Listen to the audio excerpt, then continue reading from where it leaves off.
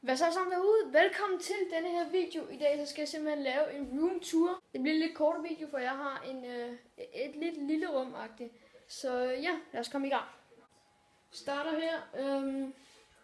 Nogle spil og sådan. Jeg har PlayStation 4 her, og så har jeg nogle film og sådan. Så har jeg spil, og jeg har selvfølgelig fjernbetjening og sådan. TV'et, og I kan se mig. Jeg har mit headset her, og her på mit skrivebord der har jeg sådan en lampe, så har jeg sådan en mobil, papir,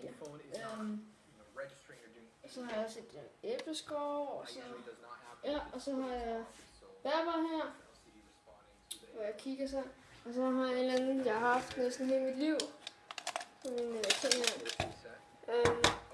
Så har jeg en lille højtaler, sikkert, så har jeg en sandbog, så har jeg nogle bøger. Ja. Hernede der har jeg en vægt, og så har jeg en guitar. Selvom jeg ikke spiller guitar, så kommer vi til min hylde. Vi starter her, der har jeg min klassebillede. Og her der er min kasket, og så her der er en masse ting jeg ikke helt bruger. Her der smider jeg bare mine ting.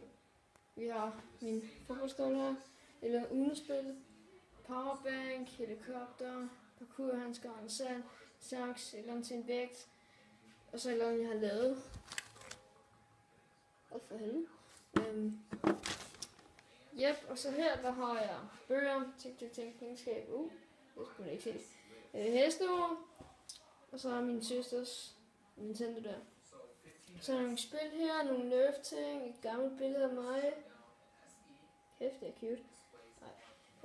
Så har jeg også nogle sand, og så har jeg en masse bøger der, selvom jeg ikke har læst halvdelen af dem.